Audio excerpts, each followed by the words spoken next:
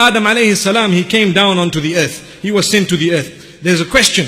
Where did he land? He wasn't just thrown so that suddenly he landed, meaning he dropped. But Allah placed him on the earth. This we find in the narration of Rasulullah sallallahu alaihi wasallam, where he says that Adam alayhi salam nazala fil Hind.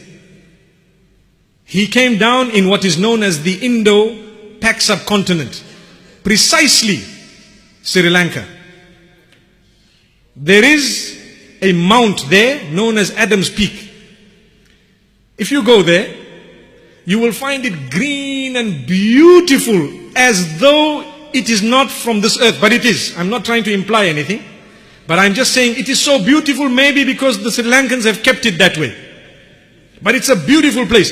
It is said that there is a possibility that is the place. We don't know for certain that spot is the place, but roughly there.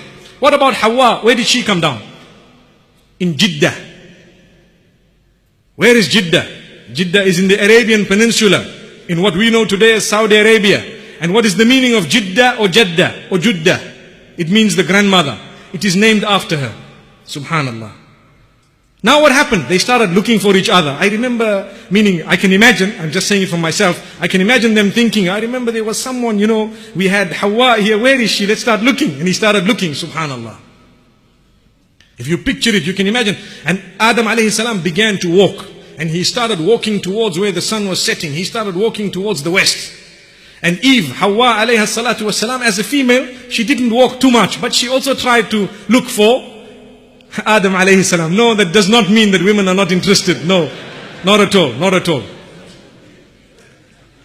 And according to what some of the historians have to say, they met in Arafah.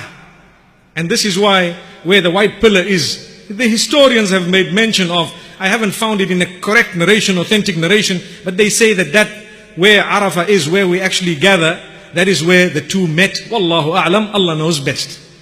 And this shows us, subhanallah, that man,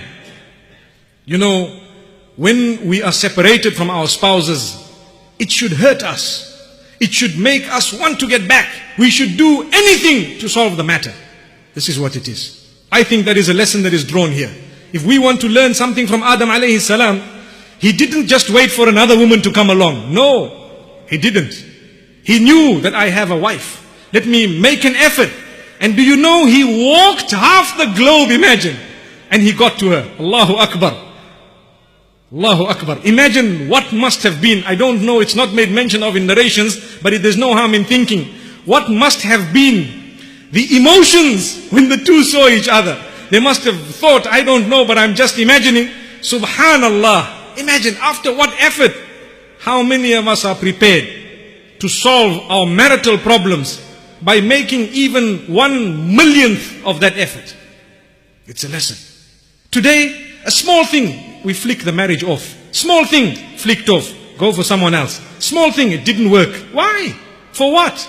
May Allah subhanahu wa ta'ala open our doors. May He grant us Jannah. We have a lot more to say. Inshallah, we leave it for tomorrow until we meet again. Wa sallallahu wa sallam wa baraka ala nabina Muhammad. Subhanallah bihamdihi, subhanakallahumma wa bihamdik. Nashhadu an la ilaha illa anta nastaghfiruka wa